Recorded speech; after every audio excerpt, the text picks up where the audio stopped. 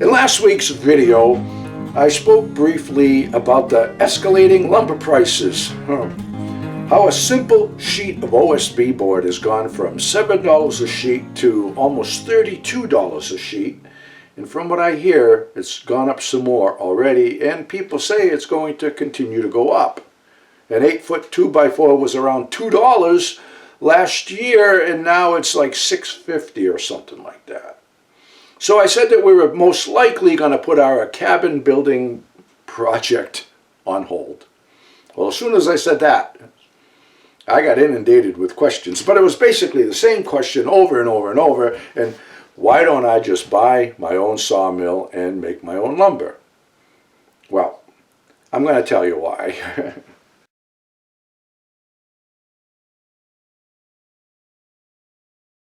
I spent probably more than half of my life dreaming about owning a sawmill.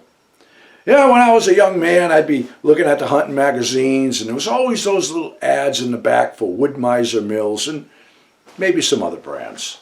And I thought, wow, just have my own sawmill, go out in the woods, cut trees, make my own lumber, build my own cabin.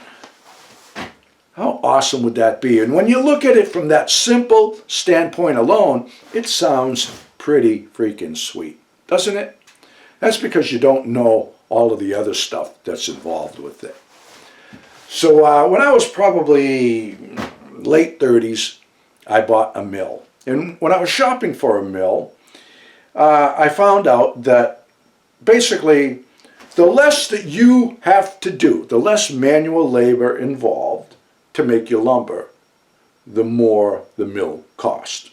Okay? The less labor involved, the higher the price.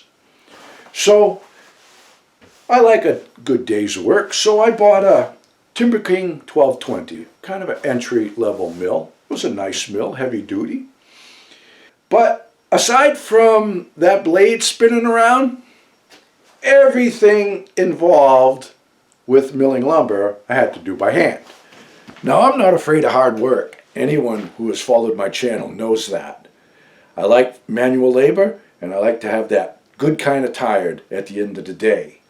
But I also want something to show for it, all right?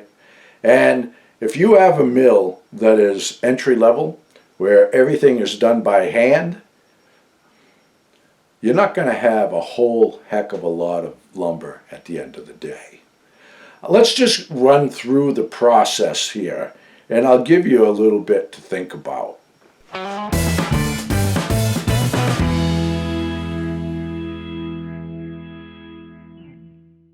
All right, to start this off, why don't we just go through the process of all of the things we need to do to get some lumber for ourselves. For starters, we've got to go out in the woods and select some timber. Got to select the right species for what we want. If we're looking for structural lumber, like to build roof rafters or floor joist with, well, here in my woods, I would select the spruce or the hemlock for that. I wouldn't use white pine for that because white pine doesn't make good structural lumber.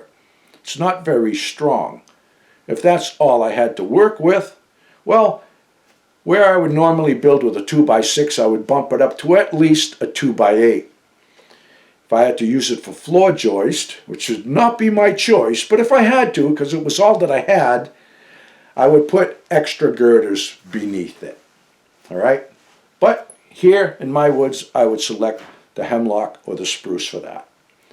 All right, we cut the trees down, we limb it, cut the logs to the desired length. Now we got to get them out of the woods. Whether you have a skidder or a tractor or just an ATV with a forwarding arch, you're going to need trails or a road of some sort. So that's all stuff you need to consider. All right, so our logs are out of the woods, they're at the mill, they are ready to be cut. Exciting times for us. I'm going to walk you through the process, show you what needs to be done to turn those logs into lumber.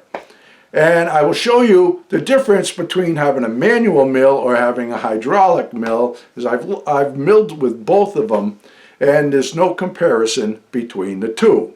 But there's a huge difference in price. But I will show you the process, what it takes with both mills, so you can have that comparison, because I'm not going to tell you all of this stuff when you are shopping for a mill. All right, so here we go.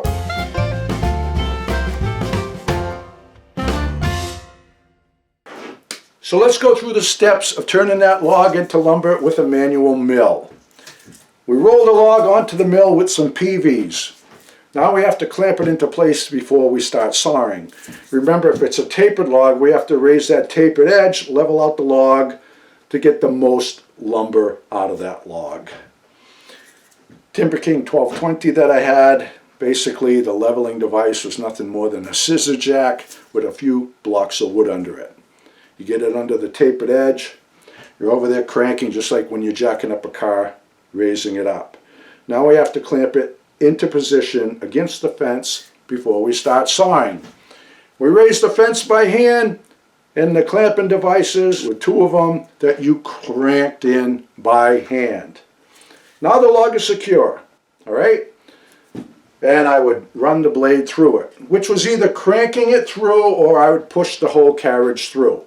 Get it through, remove the slab, bring it back. Now I have to go and unclamp it, roll that flat edge against the fence before I make my next cut. If it was a tapered log, the scissor jack has already fallen over when we rolled it. Got to put it back into position, raise it up. Go over there, hand crank it down, and make sure that that flat edge is tight against that fence, because like I said, the second cut won't be square to the first cut if I'm not paying attention. Sometimes you had a big log that just wanted to keep rolling against the fence. It takes two guys, one guy to hold it into position with a PV while the other guy cranks it down. It's quite a process to make good lumber. We make our second cut, take the slab off, bring the carriage back, unclamp everything again, roll it back, clamp it down.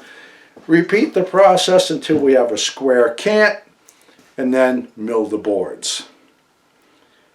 With the hydraulic mill, except for going over there to remove the slab or to pull boards off of the mill, the sawyer stands in one spot pressing levers. There's a lever to roll the log, a lever to raise it up, levers to clamp it, levers to raise the fence up and down. Standing there, the blade goes through, comes back. Whether he leaves his station or he has another guy there, pull the slab off, presses the button, the clamps come off, rolls it tight against the fence, gets it just so, just by pressing buttons and pulling levers. Clamps come up, cut that, take the slab off, press the buttons, unclamp it. Now I'm sure it's sounding like I'm trying to talk you out of buying a manual mill, but I'm not. I don't care what you buy, or even if you buy a sawmill at all, it makes no difference to me. It's just since I was talking about the lumber prices, I had a lot of people asking me about sawmills because they're thinking about buying one for the same reasons that I bought mine, and that was to save some money. And a salesman, they just want to sell you a sawmill, and they don't tell you about all of this other stuff that you will learn after the fact, right? One thing they never told me about was how often I would have to change the blades. You know, I thought I'd buy a sawmill and I'd just make a whole bunch of lumber. Never really gave it a thought that how often those blades need to be sharpened. Most people don't have the knowledge or the equipment to sharpen those, so they have to be sent out. That's more money. Sometimes in an 8-hour day, depending on the species of lumber, I might have to change the blade 3 times. Especially with spruce, those knots, there's so many knots in the spruce trees, they're really hard and they would dull the blade. If you're dragging your logs out of the woods and you're not taking the time to use a wire brush and get all that sand and mud out of the nooks and crannies of the bark, that's going to dull your blades. And of course, if you hit a nail. So these are expenses that I never took into consideration when I was buying my mill. I didn't realize just how labor intensive it would be to mill logs with a manual mill. It's fairly effortless for the sawyer when he has a hydraulic mill because, like I said, he stands in one spot and mills the logs.